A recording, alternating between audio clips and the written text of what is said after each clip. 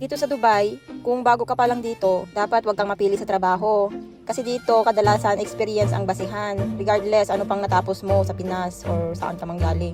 Kaya kung may mga nag-o-offer sa'yo na hindi kalakihan ng sahod, grab mo na yan kasi anytime, kapag may experience ka na, mabilis ka na lang makahanap. Ang importante, may visa ka. Yun yung isa sa mga pinaka-importante dito. Yung mabisahan ka, yung hindi ka illegal. Ang hirap kayang walang work dito. Hindi mura ang cost of living dito sa Dubai. Hindi biro, believe me. Let's say yung rent dito sa bed space is katumbas ng whole apartment na dyan sa Pinas, o diba? Kasi sa totoo lang, lahat ng mga matatagal na dito na medyo nakakaangat-angat na, nagsimula lang yan sila sa mga mababa. Sabi nga nila, ang pag-angat, hindi naman yan agad-agad, it will take time. Trust yourself na kaya mo.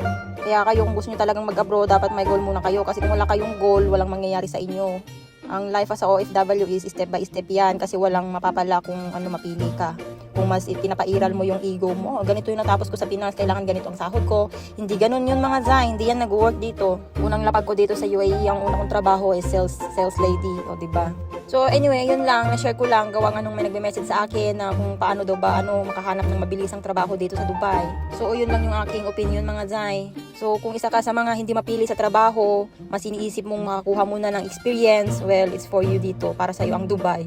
Kasi kapag once may experience ka na, pwede ka nang lumipat after 6 months, ganyan, o diba? Believe me, kahit ano pang natapos mo sa Pinas, tapos nag-apply ka, hindi yan nila tatanungin kung anong natapos mo mga Zay. Ang tinatanong nila, do you have experience? How long you've been here?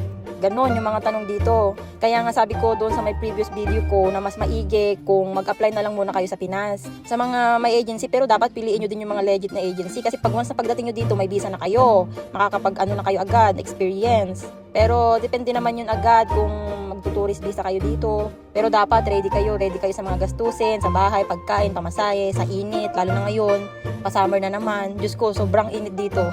So anyway, yun lang yung aking advice, yun lang yung aking opinion sa nagtatanong. So anyway, good luck mga Zay. So, ito, papasok na naman yung alipin ng salapi. Nakakapagod magtrabaho mga Zay, pero wala akong choice kailangan kong magtrabaho, otherwise magugutom ang lahat.